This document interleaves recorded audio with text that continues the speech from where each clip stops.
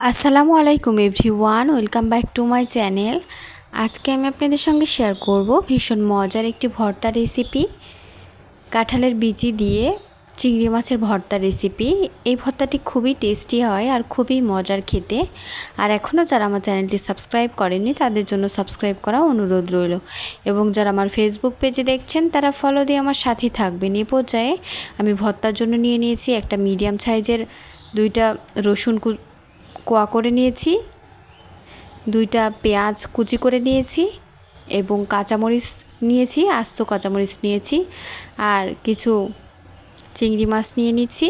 আপনারা যতটুকু দিতে পারবেন তত বেশি টেস্টি হবে চিংড়ি মাছটা। দিয়ে দিচ্ছি 1 চামচের মতো লবণ, দিয়ে দিচ্ছি 1 চামচ হলুদ গুঁড়া, এবং দিয়ে দিচ্ছি 1/2 চামচ জিরার গুঁড়া, এবং দিয়ে দিব আসলে এই ভর্তাতে খুবই কম মশলা ব্যবহার করেছি, আর ভর্তাতে তো তেমন মশলা ব্যবহার করতে হয় না, এজন্য শুধু জিরার গুঁড়া দিয়েই ভর্তাটা তৈরি করে নিলাম। দিয়ে দিচ্ছি সরিষার তেল, পর্যাপ্ত সরিষার তেল দিতে হবে, তাহলে কিন্তু খেতে খুবই মজার হয়। এ পর্যায়ে এটাকে খুব ভালোভাবে মিক্স করে নিতে হবে, আর এ পর্যায়ে চুলাটাকে অন করে দিতে হবে। আর আমি কিন্তু আদা বাটা দিয়ে দিয়েছি অফ ক্যামেরায়। আমি 1/2 চামচের মতো আদা বাটা দিয়েছি, আর কাঁচামরিচ আপনারা একটু বুঝে দিবেন, যতটুকু ঝাল খেতে পছন্দ করেন তেমনিভাবে কাঁচামরিচটা একটু বুঝে দিতে হবে। এইভাবে নেড়েচেড়ে খুব ভালোভাবে মিক্স করে নিতে হবে।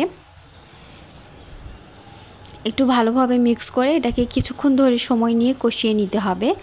আসলে চিংড়ি মাছ দিয়ে যদি আপনারা ভর্তাটা তৈরি করেন তাহলে কিন্তু অবশ্যই আদা বাটাটা ব্যবহার করার চেষ্টা করবেন, তাহলে কিন্তু টেস্টটা ভালো আসবে। আর চেষ্টা করবেন জিরার গুঁড়াটা দেওয়ার জন্য, তাহলে কিন্তু আরও বেশি মজার হয় ভর্তাটি। এই পর্যায়ে নেড়েচেড়ে কিছুক্ষণ এভাবে নেড়েচেড়ে আমি কিছু সময় নিয়ে কষিয়ে নিব ভর্তাটা করার জন্য। আর এখনও যারা লাইক দিতে ভুলে গেছেন তারা অবশ্যই একটা লাইক দিয়ে দিবেন, আর আপনার একটা লাইক আমার শেয়ারের কাজ করবে। এই পর্যায়ে এটাকে আমি কিছুক্ষণ ধরে ভেজে নিচ্ছি, একটু সময় নিয়ে ভেজে নিতে হবে, তাহলে কিন্তু ভর্তাটার টেস্ট খুবই ভালো আসে। এই পর্যায়ে কিন্তু নিচে একটু লেগে যাওয়ার মতো মনে হচ্ছে,